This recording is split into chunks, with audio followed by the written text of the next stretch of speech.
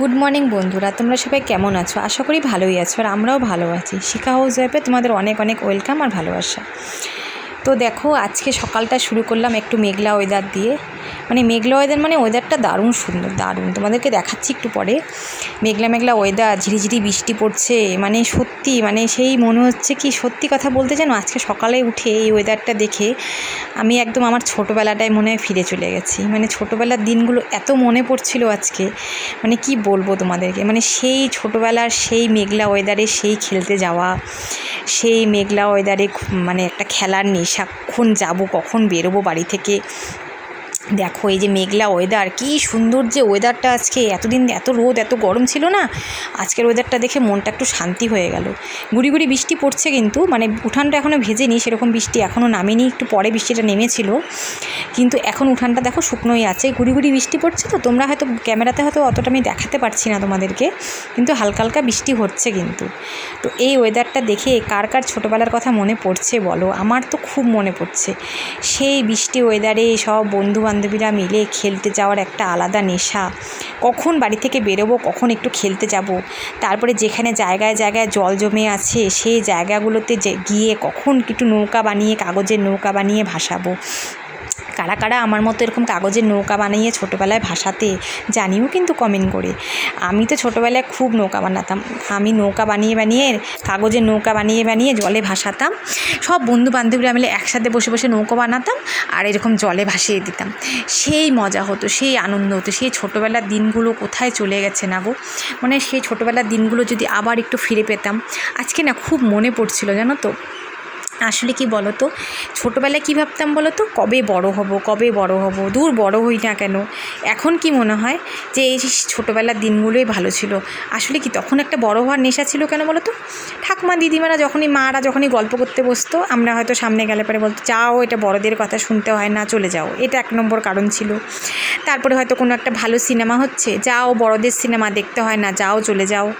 এরকম কোথাও যাব না, এখানে বাচ্চাদের যাওয়া যাবে না, এখানে বড়রাই যেতে পারবে।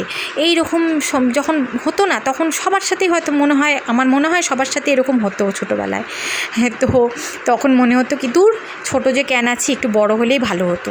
সব কিছুর মধ্যে থাকতে পারতাম, একটু গল্প করতে পারতাম, বড়দের সাথে একটু ঘুরতে যেতে পারতাম, একটু ভালো ভালো সিনেমা দেখতে পারতাম। এরকম মনে হতো তখন, কবে যে বড় হবো, কেন যে এখন ছোটো আছি, এরকম মনে হতো।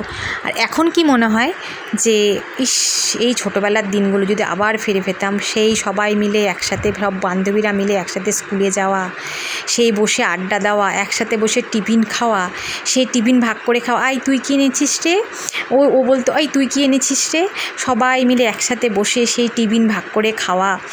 এ ওকে একটা টিফিন দিচ্ছে, ওকে, কত রকম টিফিন খাওয়া হতো। একসাথে বসে গল্প হতো, আড্ডা হতো। আবার হাঁটতে হাঁটতে সবাই মিলে একসাথে গল্প করতে করতে স্কুল থেকে বাড়ি আসা। সেই মজার দিনগুলো কোথায় চলে গেছে না গো। হ্যাঁ, ওই জন্য মনে হয় ইস, ছোটোবেলাটা যদি আবার ফিরে পেতাম, আবার যদি ছোটোবেলার দিনগুলো ফিরে পেতাম। কিন্তু সেটা তো আর সম্ভব না, জানি। তো তাও ইচ্ছা তো করে, বলো, মন তো চায়। বন্ধুরা, স্নান টান করে চলে আসলাম। এখনও খাওয়া দাওয়া হয়নি, খাবো। স্নান করে এসে কাজকর্ম টুকটাক ছিল সারলাম, সেরে একটু বসলাম। আচ্ছা, শরীরটা একরকম জুত নেই, ভালো লাগছে না শরীরটা একদমই। কাজে এনার্জিও কম আজকে। কোনো দিন হয় না, সবসময় তো একই রকম থাকে না। তো আজকে শরীরটা ভালো লাগছে না। খাবো, একটু বসে নিয়ে তারপরে খাবো। সকালে তার মধ্যে ভাত খাইনি, তোমার তো দেখলেই। তাড়াতাড়ি খেয়ে নেবো, এখন বাজে 2টো। খেয়ে নেবো, এখন খেয়ে একটু বিশ্রাম করবো, শরীরটা ভালো লাগছে না। তো ভাবলাম তোমাদের সাথে একটু কথাও বলি আর ভিডিওটাও শেষ করবো।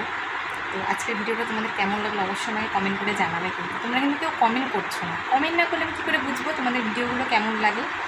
তো অবশ্যই আমাকে কিন্তু কমেন্ট করে জানাবে। আর বেশি বেশি করে আমার ভিডিওগুলো একটু শেয়ার করে দিও। আর যারা যারা আমার চ্যানেলে নতুন, তারা প্লিজ আমার চ্যানেলটাকে একটু সাবস্ক্রাইব করে দিও। আর আমার ভিডিওগুলো তোমাদের কেমন লাগছে আমাকে একটু জানাবে। কোনো কিছু যদি করতে হবে বেশি, এর মধ্যে যদি কোনো কিছু অ্যাড করতে হয়, সেটাও আমাকে অবশ্যই জানাবে। তোমাদের কীরকম লাগছে, কীরকম ভিডিও তোমাদের ভালো লাগে, সেটাও আমাকে জানাবে অবশ্যই।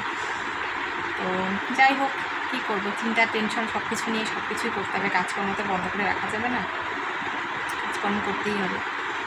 আসলে কী বলতো, তোমার দাদাভাইয়ের জন্য খারাপ লাগে। মেন কথা কি, এত সারাদিন খাটাখাটনি করে না, প্রচণ্ড খাটনি করে। আর তার মধ্যে আমি যদি একটু কিছু করতে পারতাম, আমি যদি একটু পাশে কোনো কিছু সাপোর্ট করতে পারতাম, তাহলে হয়তো সংসারটা একটু ভালো মতো চলতো, এবং দাদাভাই একটু হেল্প হতো।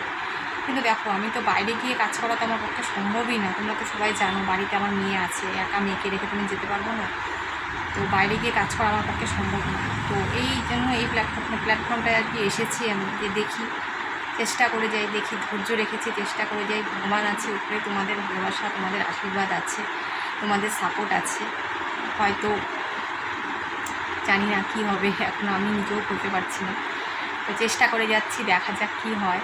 তো কিছু একটা করতে পারলে না, তোমাদের দাদাভাইয়ের পাশে একটু দাঁড়াতে পারলে না, একটু হেল্প করতে। আসলে কী বলতো, ছোটোবেলায় তো এগুলো বুঝতাম না, কী সংসার, কী মানে কীভাবে বাবা কীভাবে কী করছে না করছে, কাজ করছে, কীভাবে সংসার চলছে, তখন তার এগুলো বুঝতাম না, অত টেনশনে ছিল না মাথায়। এখন নিজে সংসার করছি তো এখন বুঝতে পারছি সংসারের মর্মটা কী, মানে সংসারটা কী জিনিস। আর মেন হচ্ছে টাকা পয়সা। টাকা পয়সা যদি তোমার সেরকম অর্থ যদি না থাকে না, এর মধ্যে টেনশন আর কিছু, সব কিছুতেই তো টেনশন না বলো, সব কিছুতেই টাকা লাগে, টাকা ছাড়া কি কোনো কিছু হয় না। যাই হোক, চেষ্টা করে যাই। ওই জন্য কয়েকদিন থেকে না অনেক কিছু ভাবি, একা একাই রাত্রিবেলা শুয়ে শুয়ে ভাবি, ঘুম আসে না টেনশনে, জানো তো, নানান রকম চিন্তা ভাবনা, টেনশন। ছোটোবেলাটাই ভালো ছিলাম গো সত্যি, এখন আর ভালো লাগে না, মানে কেন যে বড় হলাম, ছোটোবেলায় কোনো কিছু বুঝতাম না, ওটাই ভালো ছিল, বড় হলেই যত ঝামেলা। তো ঠিক আছে বন্ধুরা, আজকের ভিডিওটা এতটুকুই। নেক্সট ভিডিওতে আবার তোমাদের সাথে দেখা হচ্ছে, ততক্ষণ সবাই ভালো থেকো, সুস্থ থেকো।